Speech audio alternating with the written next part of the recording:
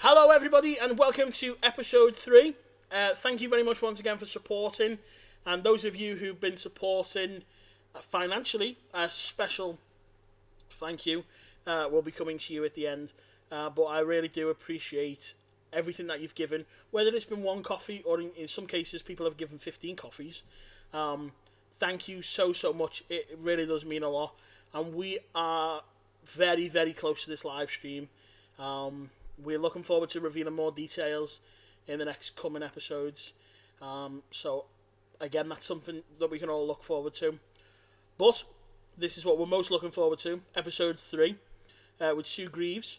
Or, for most of you might know her as Sue Stockton from Speak Rockettes and Workington Town Brigadiers. We go on a very emotional journey, I feel, with Sue's episode. Obviously, Sue gave up the troop in 2008 and decided to take a step back and handed the reins over. And Sue touches on the fact that, moving to Workington was, a big challenge and a big step in her life. And obviously Majorette was there to help and support her along the way. And you'll hear about all the fantastic memories from the Rockette days, the Workington days, and then right up to the present day of where she is now. So I really do hope you enjoyed this episode. I'm not going to talk anymore. Here we go. Hello, Sue. Thank you very much for participating with this new podcast that we've got going on. I hope everyone's going to be just as excited as I am to speak to you. So, first of all, we'll chat about you and your life in Majorettes and kind of where you're up to. Obviously, no kind of spoilers alert, but obviously you're not in the Majorette world as such now, but kind of where you are up to the present day and what you kind of do. So I'll just let you talk and I will gladly listen. Right, obviously everybody knows I'm Sue, maybe not the Greaves but Stockton, any old people that are watching. So my journey when I first started, I was maybe only about 9 and I followed this parade in Speak and absolutely dead excited and went home to my mum and dad. I used to live on Connaught Road and said, there was this, wanted to join these people with sticks, as I thought that's what they were. And my dad was like, absolutely not. You're not joining that. It's the Orange Lodge, because obviously we're Catholics. You're not joining that, no way. So obviously I was devastated, couldn't join. So then maybe left it a couple of months, and then eventually he realised it wasn't the lodge and let me join. And we went on, it was a Tuesday night. A girl who lived next door to me, Debbie Barlow, I'm sure her daughter has been in Majorettes, to the Diamonds, as what they were called, and absolutely loved it. Got put like a second leader, were behind a band, but kept putting me baton in my left hand because I'm left-handed, and Danny kept moving it, put it to my right hand. Anyway, then we went again on the Saturday, and Willie said to me, no, you're not going to be in the Diamond, you're going to be in the Rockettes. Of course, I didn't know what the Rockettes was. So there was a Saturday troop and a Sunday troop. And the Saturday troop were the Tyros at the time, and the Sunday troop, the Rockettes. So when I went in and all these big girls, I was amazed. It was absolutely fabulous. So yeah, that's where my journey first started. Wow. Being a majorette. Yeah. And then, I mean, obviously obviously that time in between where you've kind of, done everything with the Rockettes, how did, obviously if there's anything in between that you want to touch on, but how did you move up to Cumbria? Where did that come? So obviously we had Rockettes, and then that finished for me. Willie had a massive heart attack, and obviously I was older then and part of the committee, and there was this big meeting, and without mentioning names, there was a little bit of a witch hunt for Willie and Danny, because Danny wasn't there, and I just said, right, I'm leaving. Stood up in the meeting. Michelle was leader of, we call them the Tots at the time, and I went and got her. She didn't know what was happening. I just grabbed her hand. I was only 21. Grabbed her hand and said, that's it, we're leaving. Went right to Willie's house in a state, devastated. And then obviously after that, that's how Fusiliers started. And then I met Pete, in London, and then moved to Cumbria and started the Brigadiers. Wow. That obviously helped me settle up here, and obviously the rest is history with that. Yeah, wow. Because obviously, obviously for people who are kind of my age and obviously watching, troops, evolve. I just really, obviously, I've known you for so long. I never knew why it was that you moved up there. So obviously, that's a big opener for me. And I think, obviously your kind of training and upbringing was obviously with the elite. So what you were kind of training those kids in Cumbria, so to speak, who probably didn't have a clue what was happening. How did that all start? So with the Brigadiers, obviously I moved up, and did you always want to start a majorette troop, or was it just something? Well, I was unsure. Obviously, it helped me settle. I was in touch with Willie and Danny all the time, and Willie rang me one day, and I said, "Oh, I'm thinking about starting a troop," and we had a good chat, and he said, think of everything, all the layout, all the money, one thing, and I said, yeah, I will. And then next minute I get a phone call off him, and he went, Stockholm, where do you live? And I said, at the time, Fraser Street. And he went, well, I'm on bloody Pilgrim Street. How far away am I from you? He'd literally drove up with Danny, batons, uniforms, the lot, come, had a cup of tea for about 10 minutes, give me all this stuff, and away he went. Wow. So then, I know, unbelievable. Then on a Sunday night, I was having a girly night out. So I had a baton, and I just went out, and there was all these little girls playing on the street, and I just gave them the baton, and I said, have a little play with that. I'm thinking about starting a troop called Majorettes, if you fancy it, So when I got home from my night out, I had a little love letter with a list of all the girls that wanted to join. Wow. And then, we started from there, yeah. Wow. So that's just crazy. So, and then, so obviously that happened, and obviously being in Cumbria, you were so far away from kind of associations and competitions and things like that. How did that kind of start? Was it a lot of kind of building the base first, and then kind of following to say we're going to go and do? So obviously I took some of my girls down to Fusiliers, and they helped. We had like baton workshops, and they showed them all how to do the medals, and then I'm including Sue and Diane and all this. Yeah. They come up and danced and showed them, and I can remember the girls being in massive awe of them. I'm like, oh my God, Sue, we'll never be able to do this. And I was like, you will. Yeah. I'll make sure of that. And then I can remember another phone call and all, it was off Michael. He was like a little bit bad penny, Michael. I still can't get rid of him. Even from like Rockets, I'll go down the memory lane there with that. Phone me up, and he went, I don't know where he got my number from, but he was like saying about joining NCA, and sort of from there, from Michael, Willie telling me what associations to join, and we trailed 4 or 5 hours every week to Wales. We had 20 million baton drops, and they were like, Sue, we're never going to get good. And I was like, you will. I even danced with them as a brigadier in the blue uniform. Adam was only about 2 months old, to give them that motivation, and it paid off. Well, yeah, because obviously, I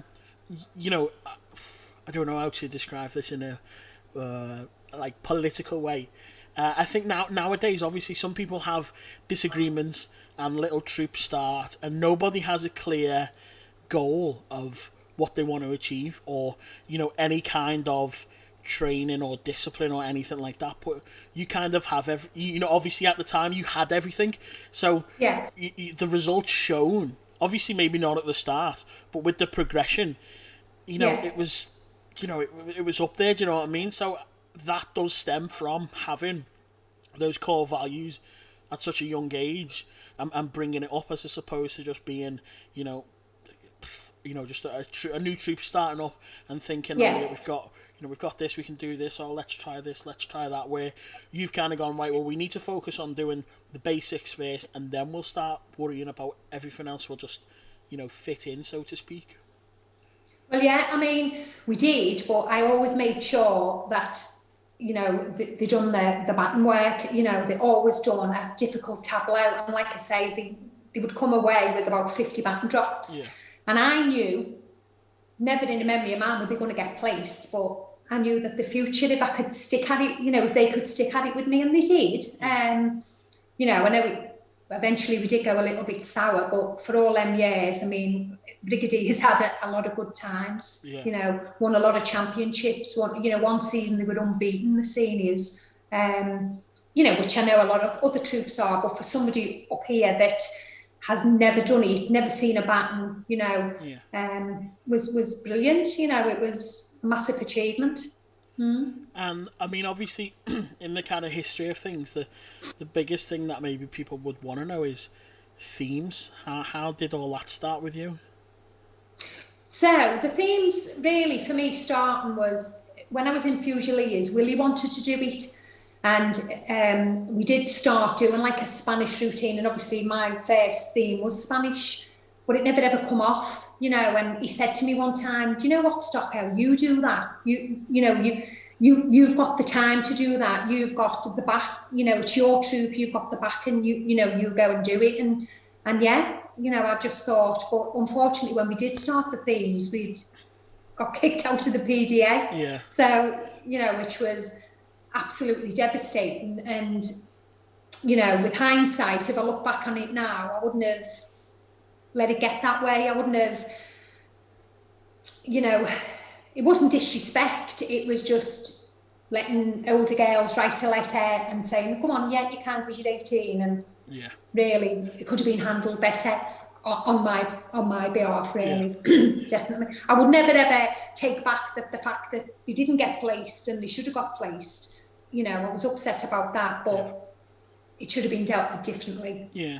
The things happen, obviously we always say things happen for a reason, and then obviously, so from when that disagreement happened, where did you go then? Was it to CCA or did you go? We went to CCA. We were doing Monaco anyway, LCA, and then we went to YCA as well. Yeah. Yeah. Because because I obviously remember it was kind of a pack really that went with LCA. Fusiliers, Larkettes, Brigadiers, and that was it. And obviously Bebington Sovereigns were there as well, and that was the core 4 top teams of the majorette. So you knew, absolutely. if you were getting beat, it was by the best, top 4 teams, regardless. So, obviously you can travel to a comp with 26 troops or, 6 troops. If you're happy with the competition or it's the best, then that's where you want to be dancing, do you know what I mean? And for those years that Rita did have the majorettes, they were the top troops in my eyes. Oh, yeah. So, obviously, that was kind of where I got to see most of the routines evolve more through LCA in terms of, I think, like for me, one of my 2 favourite themes, I remember Australia and Space, which were 2 of the favourites that I remember. And then obviously I remember then coming back to PDA when I was a judge, and obviously just had a junior team then, I think, when you come back to PDA. Then that wasn't me. That's when Louise so that was when Louise, sorry. Louisa took over then. So although I was still had my hand in a little bit, I wasn't principal or I didn't make any of the decisions. It was all down to Louise and Claire, Kelly, Kylie, Becky. And then obviously when I lost my mum, I lost all inclination. I didn't want to do it anymore. And, they sort of, I'm not saying that's why Louise wrapped it up, but, there's obviously she had her own reasons why she did. But yeah, it was, but we had it good when we did, and it was sad that it finished, especially for some of them little ones, Yeah, because I do remember that, the junior troop, I remember when they won in Pontins that time.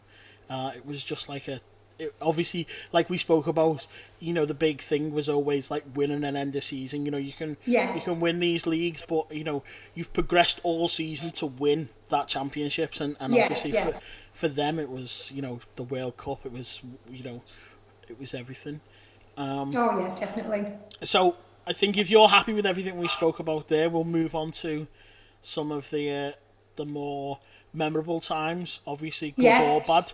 I don't know how you want to start, really.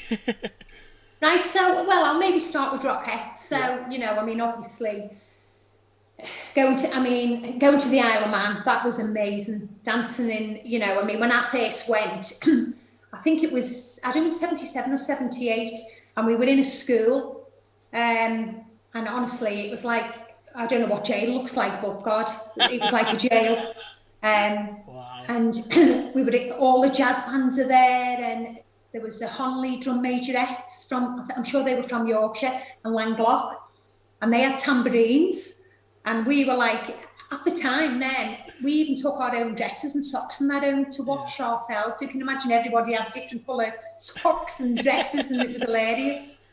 And then I can't even remember whether we got placed, but then when we went again, Susan Hughes, Danny's daughter, was leader, and she was fabulous. I've never seen anybody do around the body like Sue. She was amazing. You couldn't keep up with her. And that's why it started round the body and stop on your back, so we could all keep up, you know. And then in the World Championships, the contact dance that was with the instructors course that Lee mentioned last week, that was our dance in the Isle of Man. So yeah, you know, that was just absolutely amazing. Willie and Danny done everything for us. We didn't even have to take our own cases. They took them the day before on the boat. We just rocked up and, you know, danced. Yeah. And then obviously when I become leader, it was obviously, we won 3 years running, you know, world champions. Wow. Even though there wasn't anybody else from all over the world. My dad used to say to me, bloody world champions, who else is there? How can you call yourself a world champ? Used to wind me up. Yeah. Yeah, you know, and we used to have an amazing time.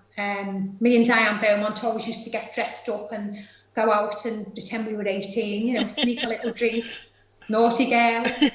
And I don't know whether you're ever aware that we were on roller boots one time, just on the parade. Oh, wow. Willie come into training one week in these roller boots. Can you imagine it? And we were all like, you know, 15, 16, 17, what's he doing?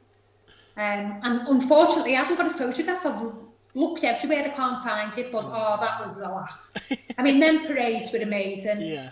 You know, dancing in that Summerland, you know, was absolutely out of this world. So yeah, I mean, there's loads and loads of memories from Rockettes, loads, you know. I mean, I'm still friends with Diane, Sue, Janet, me and Banksy. You know, me and her was somewhere else, me and Banksy. Got into trouble all the time. So yeah, and then starting all the troops that started up in Liverpool, we were, part of our instructors course was to go round. So you had Larkettes, there were Garston Chedley at the time, Old Swan Signets, who were still Old Swan, Larkettes are still Larkettes. Yeah. The Donettes, Caribbean Stars, what Michael was in, and New Caroline that was in the Donettes that, you know, Lee's niece is in. Me and Janet Banks used to go every week and train them on a Tuesday. Then they nearly beat us. Yeah. We won them by half a point one week. Me and Janet was like, oh, we're not going. So yeah, I mean, I think many amazing. I think touching on that is quite is quite a good thing, because nowadays there's not a lot of that. You know, people would never think twice about going to help somebody. You know, maybe the older generation, in terms of like your Lee Kirks and, you know, your Jill Quirks and people like that, would give up, you know, their left arm to help somebody, you know, starting out. But some people always see it as like a threat, and you're like, you know, just speaking to somebody or giving somebody some advice goes a long way. Do you know what I mean? And obviously, like you've just said, then you went there every Tuesday, and it got to a point where you were going, and it was getting closer and closer to them probably reaching their goal of beating you guys, and it was like, you know, that's where it was. And then obviously then you go, right, okay, now we step back, now it's time for you to you know, put your stamp on what you want to be, how you want it to be, whichever. But they've all, you know, back then everybody developed those core values, and that's how it started. Oh yeah, definitely. I mean, like there was obviously me, there was Jackie Beaumont, there was Diane Beaumont, Sue and Diane Lewis and Sue Simo. They were too young; they were just little pups coming up, you know. But we went round to all the troops, then all the trainers. There was an instructor's course that Jackie used to take on a Saturday. I used to do a baton workshop. My lads laughed at me, Daniel and Adam. You do a baton workshop? You can't bloody throw it. I said, well, I could at the time, you know, I'm a bit older now. So they always skip me massively about that. And honestly, it's like, it's your life. Absolutely. You don't nothing else but that, you know, and you trained as well to be the best in the Rockettes, because we were, you know, the Rockettes were fabulous. And then obviously, like I say, you know, when Willie had his heart attack, and, you know, I mean, even the Warriors, you know, Danny still had all them war bonnets, you know, paid for them himself out of his own pocket. I mean, and a lot of people don't know about that with them Warriors. They were absolutely amazing. Diane was leader, and, you know, it was fabulous. Yeah. Jackie used to train them with Marie, and, you know, it's just, you could literally write a book. There's so many memories, you could write a book. I think as well, I don't know whether it is more male-based, because I know Albert's home a bit more, so I know the way Albert's like. That whole, from a male point of view, they just seem to focus on it more. So, you know, like doing things out of their own money, you know, just putting every kind of oar into it, you know, their own everything. You know, all right, maybe you do get it with the women a lot, but I hear more about obviously the way Willie and Danny were. You know, yeah, we'll do all that. You know, buy that. You need battens. You need this. You need hats. You need whatever. It was done. Do you know what I mean? Yeah. And that's just it's just amazing to you know. I would have loved to have been around when it was like that, really, because it's. Oh yeah, I mean, even Joyce. You know, Joyce. You know, Willie's wife and his daughter Marie. You know, they were a massive part of it, and. You know, Joyce was quiet in the background, but she chose a lot of the music, and, you know, she used to say to us, I'm getting beats knocked out on the head when we're asleep, you know, we used to have a laugh about that. But yeah, it was just amazing memories. You know, Willie and Danny, they were like our dads. Yeah. They literally were. They'd done everything for us, everything. And not just for us, for the community of Speak as well. Speak got a lot out of the both of them, you know. They were both MPs at one time, you know, so. Yeah. I think as well, for what it is, you know, for that whole, for the way they are as people, you know, some people just don't remember that, you know what I mean? And obviously this was one of the reasons about starting something like this up, was to give those new troops who are obviously been established for, you know, 4 or 5 years or so, kind of like glimmers of hope, you know, if you keep at it, or, you know, these are the little things that you need to be like looking at or doing or whatever. Hearing these stories, it just makes people obviously just remember the good times more than anything. Yeah, definitely. Totally. And to be fair, most troops around, they've all got a bit of Willie and Danny in, because one troop started, one troop stopped. Another girl that started that troop got trained by probably one of us who were trained by Willie and Danny. So, you know, it was just like a massive... Yeah, absolutely. Yeah. You know, I mean, I can remember all the time, any competition we went on, he always made me go on the bus. Whether we won, drew, lost... As the leader, I had to go on and congratulate that troop, shake their hands. Mandy from Larkett, all the time, she'll probably remember it well. You know, always have to go and shake their hands. Yeah. Which was great, because there was no, you know, I mean, you'd had your little thing in your training, you know, but, you know, we were bad friends, you know, there was a lot of banter, there was... You know, it was really, really good times, good childhood for a lot of us. And like I say, we're still friends now. Michael, you know, as I say, he was my bad penny. See me dancing the pier head, come over to me. And then in Danwood and told me that he really wanted to be a majorette. So I spoke to Willie, and Willie was very anti, no, he's a boy, you know, type of thing, but then warmed to the idea. Then he used to knock for me every week, you know. It was, he would get off the bus, because I lived in Tarbuck Road, and knock for me every week, and we're still friends now, you know. It just shows, doesn't it? Really goes a long way. Yeah, oh, absolutely. So there are obviously some Rockette memories and things like that, and then obviously we're moving further along now. So Rockette's finished when, sorry? Well, they didn't finish because Rockette's carried on. Right, so then, obviously, what had gone on in this meeting, and I'd, you know, obviously with Willie and Danny. So I went to speak to Willie, and then he just said, look, you know, I'm quite happy to support you if you want to start another troupe. So that's when we started Fusiliers, and that was in Chris and Margie Penkett's back garden. And there was me, Willie, Julie Coventry. I can't remember why Danny couldn't come that day, but Danny didn't come, but he did come like maybe the week after. And then the rest is just history with that, really, because then we just went from strength to strength. Rockette's trained first, Fusiliers trained afterwards. And I can remember walking in and Sue Simo, what's this? And she gave a baton to the principal of what was the Rockettes then and come to us, you know, and then Diane joined. And she got some persuading mind, Diane Lewis. She wasn't going to come, but she did. And yeah, it was, you know, we were fabulous. Yeah. And I can remember the very first competition, and Willie was ill and couldn't come. And so we won. And I'm sure it was a YCA competition, and we'd won, and we were like, Danny was saying, no, we'll have to ring him and tell him. We were like, no, we just want to go round to his house with the trophies and sing. Wow. Or was that a bad mistake? He opened the door and shut it again. He was furious with us because we hadn't rang him. He waited all day for this result, and we hadn't rang him. Oh my God. We had to go with our tail between our legs to apologise. So yeah. Wow. That was a mistake we learned, and we never done again. Yeah. So obviously when the Fusiliers started, they were going with the YCA, was. So we mainly danced with the York, the Welsh Troupe Association. To be fair, I don't know whether you can. I can't remember the name of the association, but Clwyddian Royals. Clwyddian Royals. So Petra. Oh, they were amazing. So was it Carnival Guild or was it? No. Oh, possibly there was Carnival Guild, and what else? I'm crap with remembering all the associations. You know. Because I don't think who Lee mentioned was Dave and Lorraine Hall, and I don't think they were going. That no, far. We didn't dance with them. No, we didn't dance with them. It was a little old woman. Oh God, can't even remember what her name is. Mrs. Cairns, was it or no? Possibly. Yeah. I would just like.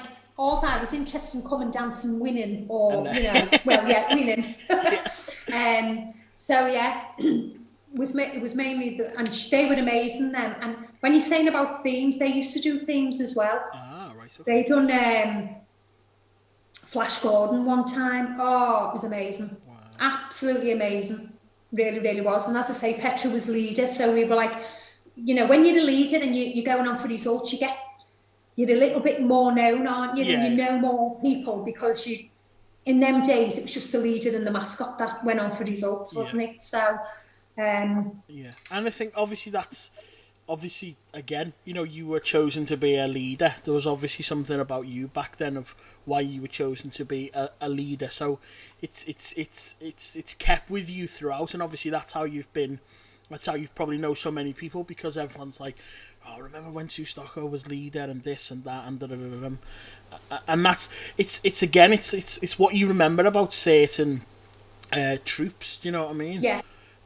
You always remember who the leaders were, opposed to of people in the troupe, or various different reasons. I get what you're saying there, but at the same time, it is like a troop thing, isn't it? You know, some leaders have got it all. I definitely didn't have it. Yeah. I mean, I could march and dance, but I was crap on my baton. Yeah, absolutely. Still am, but yeah, you know, and it's. You know, touching on like my old friends and that, you know, we were a team. I mean, sometimes we would kill each other, and we did, you know. We even lost our disciplines when we went to train the troop in the Isle of Man for spitting scrambled egg at each other. I know. But we all apologised to Joyce, but Diane Beaumont didn't, so she lost hers, we got ours back. Oh, wow. So, you know, that's another, you know, that was a bit naughty. That maybe should be edited. Yeah. Take that maybe, bit out for you. Maybe all these young ones don't need to know that. You know, especially brigadiers that are watching it now. I tell them everything, you know. I was open with them and said, you know, because the way I was trained by Willie, I done exactly the same with my girls, you know, and they always used to say, when I used to say, just one more time, and it, you know, anytime I sent letters out, I always put, you know, win with pride, lose with dignity. And remember, girls, it's just a hobby. And they were like, just a hobby? Are you joking me? I think exactly what you've just said there was something I remember Michael touched on once, was the fact that Willie always used to say, if you can, obviously, you know, you've done the routine, stop, halt, turn around, do it again. Yeah. You know, then on the Sunday, you could do that routine perfectly. You know what I mean? Yeah. And I think it's a bit what lacks nowadays. You know, people's stamina and, you know, the way people are trained, however way. There's not that level of, you know, back then you probably could have. If someone had said, right, you need to do it again for whatever various reason, you'd be like, right, okay, let's go. Whereas now it's like, oh, I'm going to need an inhaler, I'm going to need 4 bottles of water, I'm going to need this again. I'm like, you know. Oh no, there was no inhalers in our day. If you passed out, you'd have to stamp over them. Yeah. You know, there was no way on this earth Willie or Danny would let you faint. They used to say, if you're going to faint, you fall on the arena, not when you come over the line. Yeah. Or there was none of that.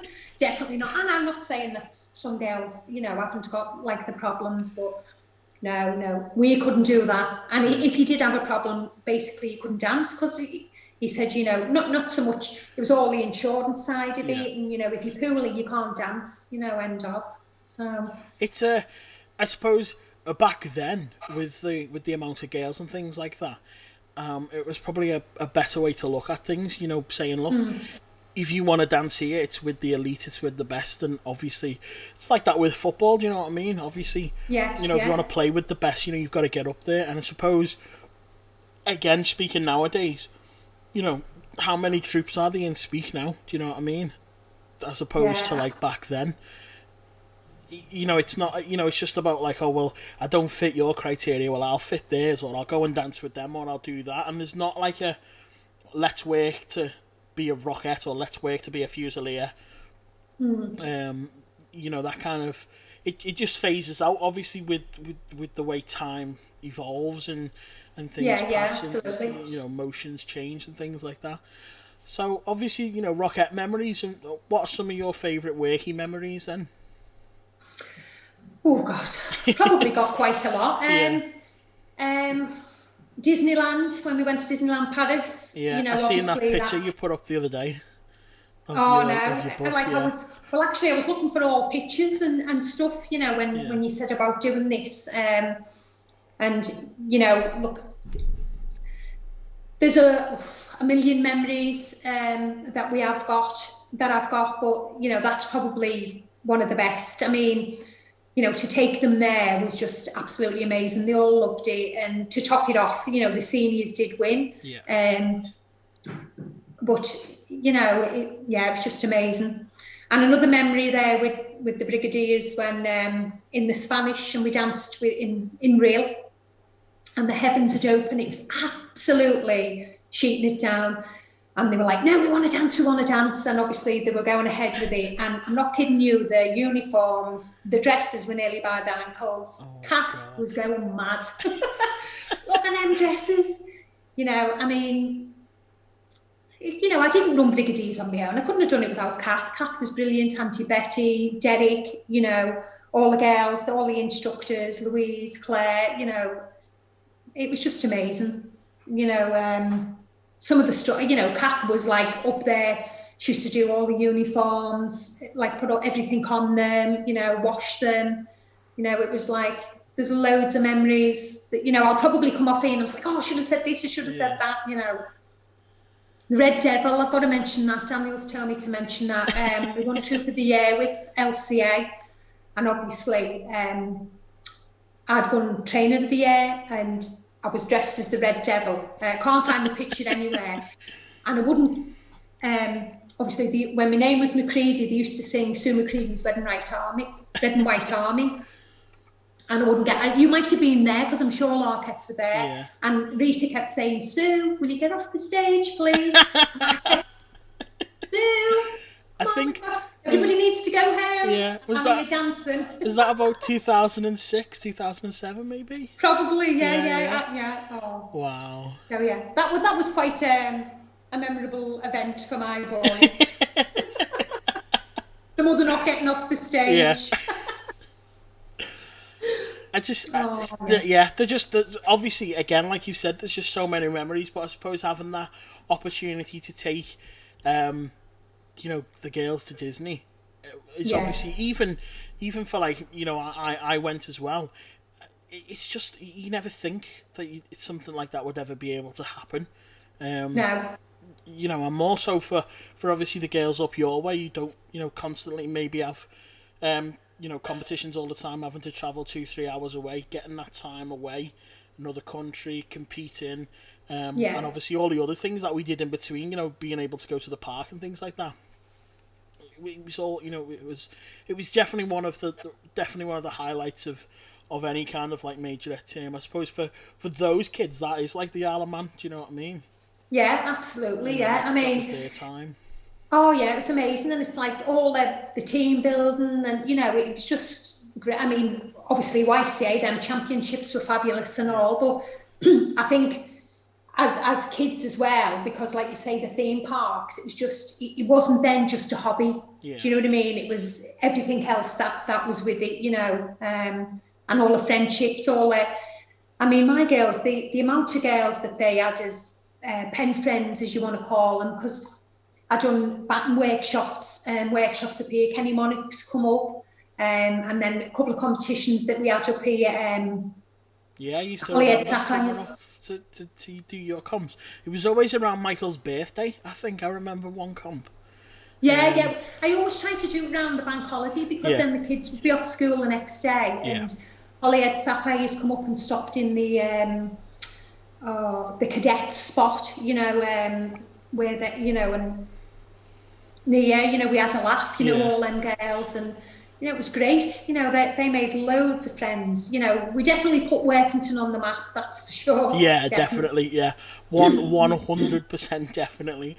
Because I always used to say this when we used to go to Wales, but I remember doing that bus journey up to you, and until you've done it, until you've done it, and then you say to yourself, okay, now they have to do that every week. That's, it was like something else.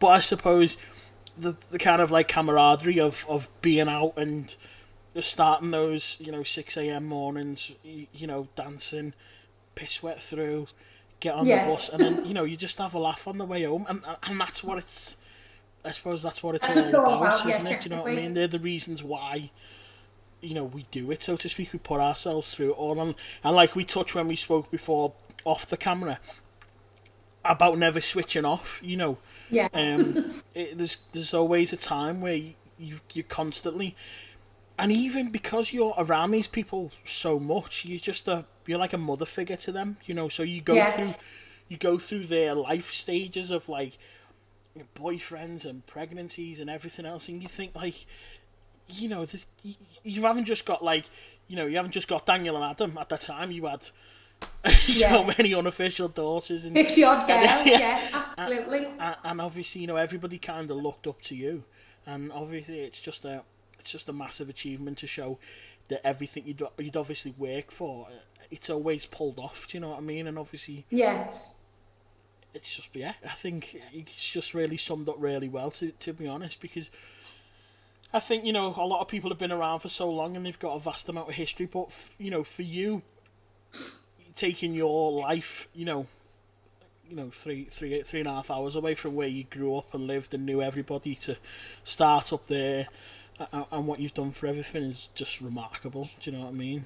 Oh yeah, it's absolutely amazing, and And you know what? One of my dreams was to, once all the girls had babies, and if they had little girls, or even if the boys wanted to dance, to watch them babies dance, and I never got that. Yeah. I can remember watching Sue's Chloe dance in LCA. Oh, and I was sobbing, and I was like, oh, I can't wait, for that. And obviously it didn't happen because everything went wrong for me. And then they didn't end up with another baby troop. So yeah, and majority of them have got girls now, and it's sad because that would have been. I mean, I'm godmother for Louise's 2 girls, and I would have loved, to see them. And, yeah, and Kai and Kelly, they're Maisie and Naya, and Katie's got a few, and Zoe's got a little girl, and it's like, but it wasn't meant to be, so you can't dwell on it. Yeah. But that I would have loved. That was one of my dreams, that to see them dance. I'd train them. I was wanting their mums. I was wanting their mums to train them. Do you know what I mean? And that was. But never mind. Yeah, it's such. When you say it like that, it even makes me like, I'm like, oh yeah, that would have, But again, obviously it's one of them things. Things happen, and it wasn't meant to be how it was. Who knows? Is anything else? Any other memories at all that you feel you want to share? With which troop? Whoever. I mean, back on Rockettes probably, because obviously we went to Londonderry, didn't we, to dance? Yeah, and that was, so we spoke about this before a little bit. Yeah, obviously with Marion Murphy, she come as well. And there was one time, actually me and Jackie were talking about this the other day. So this Foyle Festival, I didn't really know much history about it. I just knew we were going, and my dad wasn't going to let me go. And then, I mean, I was 18, by the way, and then eventually let me go. So they had this big Foyle Festival, it was called, and there was like a big slope, and there was a big like a plastic sheet with loads of washing up liquid on. So we were in our uniforms going to dance, and this boy grabbed hold of me to throw me down this slope, and I was like hysterical, but thankfully my pump got caught, my foot got caught in the grate, so he couldn't get me, and he went for Jackie Beaumont, and she just battered him with her bat. But yeah, that was great. There's just, I don't know, there's so many memories that you just, it's just been fabulous. There's not one memory that I can't say that, I didn't enjoy, or obviously with the Brigadiers, PDA gave us the first break, Joseph was the exit, and they were up and coming, and they come second. I'm sure it was in like the Davy Lloyd, or it was one of the big sports centres, and oh God, it was amazing. Yeah. And when they had that break then, that was it, the seniors, that was it. There was no looking back. We went from that to like almost winning everything, not just with the PDA, even, with other associations. Yeah, wherever you've been, you've definitely put your mark on being there 100%. And was it, I mean, obviously at that time it was just you kind of training everything to, running the shop kind of thing? No, so obviously from the beginning, when they were, and then I brought, a couple of the girls trained to be instructors, and then, they all, each person trained, each girl trained a different troop, tops, juniors, seniors. At one time we had 2 juniors, junior 1 and junior 2. And then eventually I just overseen it all. I trained them, and then it was them. Do you know what I mean? It was... you put all your I tend to pick the themes and stuff like that, But we always, like Lee said last week, there was always an emergency meeting, an excuse to get together, and that was with the mums as well, it was nights out, everything, the social side of it, everything, you were one big family, you really, really were one big family. Yeah, and I suppose what was nice, up your way, was there was nobody else, it was just you guys, do you know what I mean? So there was no, bickering or anything like that, or I think people enjoyed the fact that like it was one big massive family and there was nobody gonna stop that type thing. I mean, there was a troop at Kendal, but obviously that was too far for you to travel, you know. But yeah, it was just us, which was great. How far are you from Kendal? Is that like opposite end, is it? Yeah, it's probably Kendal's before, isn't it, as you come in? So we're about an hour and a half away. Wow. Yeah. So even if you wanted to carry it on. Yeah. You know, even if you wanted to join another troop, you'd have to drive that, you know. Yeah. Isn't going to happen, is it? No, it's not. It's a nice hobby, but not for a 3-hour trip or a 1-hour training for a. No, definitely not. To do that. And do you think, obviously, given kind of things that have gone on, proceeding to you kind of, you know, giving up the troop, you know, like you touched on before with your mum passing away. Obviously, if she hadn't have passed away at the time, would you have carried on, or would it have been something that you slowly wanted to, you know, step away from? So I stepped down before my mum died. Okay. So obviously I got divorced. Well, was going through a divorce and just couldn't really handle everything. So I took a back seat, and then that's when it all sort of, you know, let's take the knives out my back, you know, not mentioning any names, because I don't really want to touch on that. But yeah, and so then I just had a meeting with them all and said, look, you know, after the end of season, I'm going to finish it. You know, the troop's going to finish unless anybody wants to take it on. And Louise and Claire wanted to take it on. So they obviously took the brigadiers on, but some of the other girls then decided to try and start another troop, you know, which was a lot of girls that I was really, really close to. And, you know, it sort of went from bad to worse, that side of it. But then, you know, Louise and Claire, Kelly, Kylie, Becky, Chelsea, you know, all them girls, they were just solid. And, you know, the Brigadiers proved to be the better team because they still survived, you know. Sometimes I didn't, you know, I used to think I couldn't have got through a day sometimes without Louise. Louise was fabulous, you know. And that was a friendship again. It stemmed from what we do. Do you know what I mean? Well, yeah, she was like a little girl and I was like her mum, and now we're like best friends, you know. She was the one that used to, even all like when things were good, you know, she only lived across the road. She would come over and do the tapes with me. So she would do a full routine in the living room while I put the tape together. You know, Louise, she was the one that always done that, you know. You know, Louise could go in anybody, she knew the routine inside out. I sometimes couldn't turn it round, Louise could. Yeah. Louise always could. She would say, no, so that's not right, you're doing it wrong. And I would say, oh yeah, I am all right, you know. And not just Louise, you know, quite a few of them. And yeah, you know, some of the other girls that I had a fabulous relationship with them, you know, the ones that, you know, where it all went wrong, you know, it's sad because, you know, it shouldn't have happened. It shouldn't have happened, but it did. So that's it. Yeah. Yeah. The end of that. Yeah. And before I start crying. Yeah, you and me both actually with everything.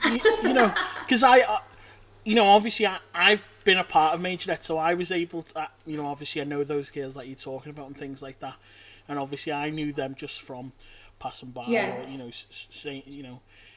So yeah, it is. You know, obviously it is difficult when those things happen, but you know, like you said, you know, obviously it proved to be those girls stayed solid and the team carried on. Yeah, and obviously that's absolutely. You know, that's the kind of the proof in the pudding that, you know, obviously it's like I say, everybody can start a troop, but can continue in it, and obviously you spoke about all of the support that you had. You know, Louise had that support from all of those girls. Do you know what I mean? So that was never going to change to having a couple of maybes or let's do this, let's do that. Things sound good on it. You know, one night, you know, let's talk about this, let's do this. Oh yeah, let's do that. and then after it, when you start having to put all these pieces together, running a troupe, it's not a walk in the park, as some people probably think. So obviously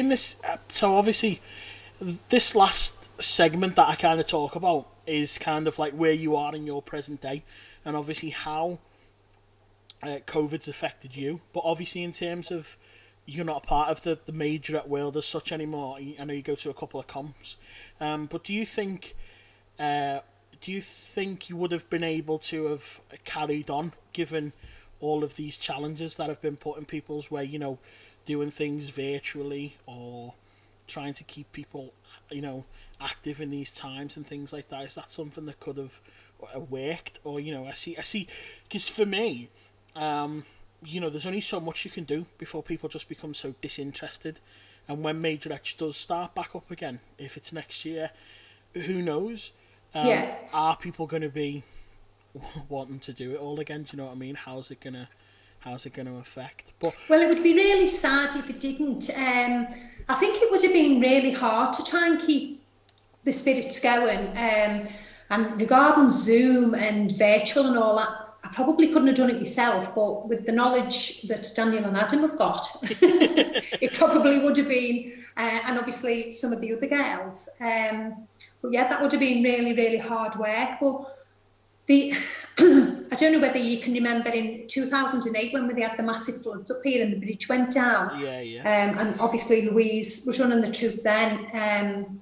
They managed to stay, you know, carry on then, and girls had to go literally all around the world to get to the train, and which I know it's slightly different, but it's still a scenario where they carried on, you know. So I would like to think I would have, with all the, but it would have been hard. And things. Yeah. You know, it would have been really, really hard to, like, you know, to get the motivation to, like, well, let's try and do a routine on, you know, or I would say it probably would have been more fun, try to do fun things with them rather than, you know, and I feel sorry for the troops that, you know, and I'm hoping and praying that it does, you know, get back up and running. Whether it will next year, I don't know. I mean, I work at the hospital, so, you know, I'm seeing firsthand. I haven't been furloughed. I'm lucky enough to still have my job, but still go to it every day, you know. The fear of coming in contact with a patient that might have it, you know, it's really scary. And how have kind of you adapted to it, you know, with working and things like that? Has it been something that you've kind of, to obviously keep you safe, have you kind of not seen a lot of people that you would be seeing or doing things that you wouldn't be doing? Or yeah, definitely the first time round, because obviously my in-laws are elderly, and you know, the first time round I absolutely 100% stuck to it, and I wouldn't even, like, you know, but I must admit this time round, like, I'm definitely seeing Daniel lives on his own, and I see Adam and Rebecca, because that was really hard, you know. I mean, I'm so close to my boys, you know, it was like, it was hard, you know, it was always at a distance, and, you know, but yeah, I mean, it's a mad world at the moment, isn't it? Who'd have thought, you know, we'd have had a pandemic, and I know. Let's hope that it's over soon. And obviously, like people touch on, or when I speak to people, it happens so close to things starting. I think that's what was more, that's what's been more upsetting for people, because obviously, you know, it happened obviously we knew about it in the January, and then the lockdown kind of happened in the March, and then that was tying into when people were dancing out. So, yeah, you know, I totally do sympathise for people when it's come to the fact of, you know, being a leader for the first time, or mascot, or, you know, first year of dancing out. You feel, you know, you've done all this training and whatever in the close season, and then you're not able to perform. You know, it's a hard one, and that's exactly what you just touched on. Then it is trying to just keep people, you know, keeping the faith. Do you know what I mean? Obviously, if you eat, live and breathe majorettes like we did, you're going to come out of it, you know, just the same. but it's just trying to keep those new folk or people who have recently joined or whatever. It's trying to keep their spirits up more than anything. Definitely, it's because you want to look to the future and you want to think, but we just keep getting knocked back, don't we? You know, it's kind of like, obviously people obviously some people did like outdoor social distancing training, and then it was right, okay, well we can start going back inside now, and then we got inside, and then it was like, right, okay, now we got to stop again, and now like obviously everything stopped in terms of the second lockdown. I think as well, just because there's so many restrictions for different areas. Some people have been able to carry on. Some people haven't. Some people haven't had any type of training since March, and obviously some people have tried to just go back up again. And I think more so for a social aspect. Just getting an hour out of your day to go and twirl your baton for a little bit, just relieve everything that's going on. Major stimulates the mind. And I just really hope people do stick at it. You know what I mean? It's a big thing to not want to. If you've done all that effort and time, you made all that routine up for nothing, so to speak. Or, I know some people who are planning new 2021 routines, and they haven't even managed to get the 2020 routine. Do you know what I mean? So yeah. Yeah, they've definitely got to keep the hope, keep the spirit, look forward to getting back together again. And, if you love it that much, you will, it's, just keep going. Yeah, definitely. We can beat this, and, the majorettes will be back together, and it'll be one massive party, won't it? It's definitely. I know when everything starts back up again, that's definitely what it's going to be. And I'll be there, hopefully. Not with the troop, but who knows? Who knows? Supporting the way. Yeah. So is there anything you'd like to close with? Anything you want to say? Or well, it's been really enjoyable. It's nice to see you. Yeah. Like, it's a long time. I know, definitely has. Good luck to everybody. Keep the faith. Keep going. And stay safe. And good luck to everybody. And you never know, maybe the Brigadiers will return. Who knows? Hopefully that's not a teaser or spoiler.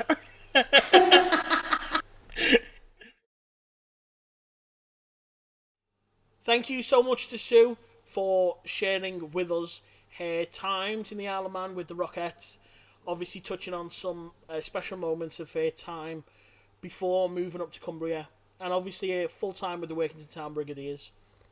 Sue touched on the fact that majorettes, again, it means a lot to people, and not just on a personal kind of level, but a whole family feel.